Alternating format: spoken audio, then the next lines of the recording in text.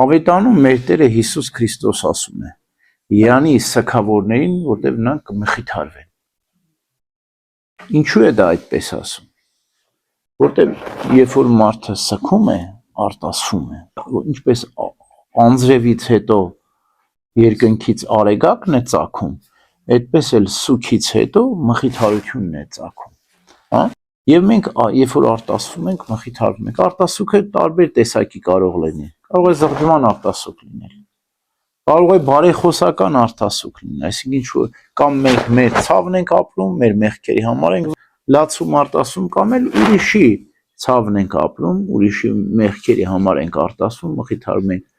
կամ էլ կարոտում ենք Քրիստոսին, կարոտում ենք երկնքի արքայությունը, հավիտենական կյանքը, ոչ մի ցավ էլ չենք ապրում, ուրախության արտասուք, ասում են, չէ՞։ Այսինքն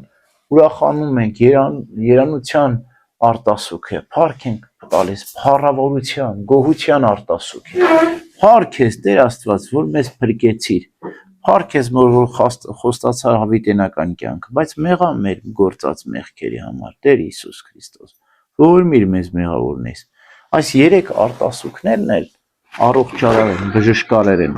մեղքերի զղջման արտասուքը, բարեխոսական արտասուքը եւ ուրախության արտասուքը։ Սա մեզ մոտ ստացվում է, բայց արտասուքից հետո մեկ էլ հանկարծակի մեր մոտ ինչ-որ բան է կատարվում, հա։ Էլի մենք մրցնում ենք, էլի ամպերը հավաքվում են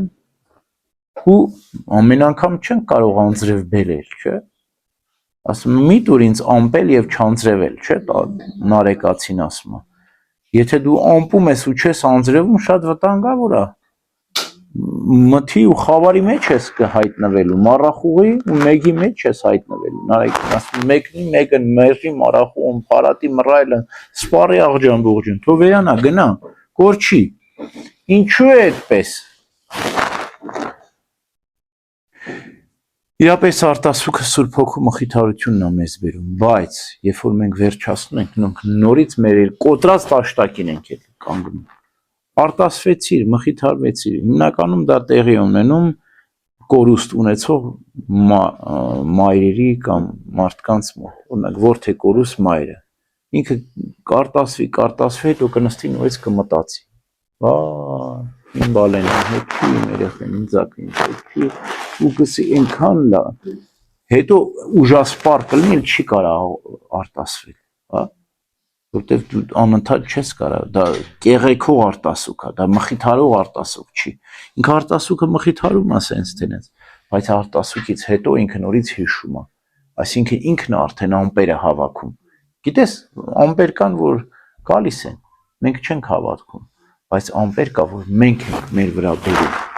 այսինքն մտքեր կա, որ մենք այնքան ենք սենց ծանրացած, թերահավատ, այդ հուսահատության մտքերը, մեր հավատքը մենք կորցնում ենք, երբ որ մենք այդ կուտակում ենք մեր գլխին,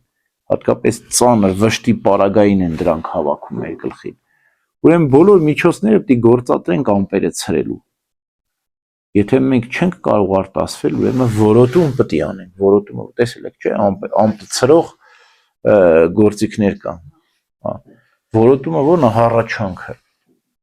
չես արտասվում, բայց ներքից հառաչում ես, Տեր Աստված, ցրիր ես մտքեր թող գնան, քեզ եմ ապավինում, հառաչում ես, ցրում ես, աղոթքով վանում ես քեզանից, չեմ կարող հիմա, թող հեռու գնա ինձանից, չար խորհուրդ, հետո կհասկանամ, ինչու եղավ, չգիտեմ ինչու եղավ, հետո կիմանամ, հեռացիր ինձանից, հա, այսպես իմաստուն ձևով, ավելի լավ է մենք ցրենք խորհուրդները, մտքերը, մեկնի մեկն մերժի մառախու, այնքան թե հավաքենք, ցերն ու հավաքերը մեր ձեռն է, արտասուքը Սուրբ Հոգին է տալիս, ամեն։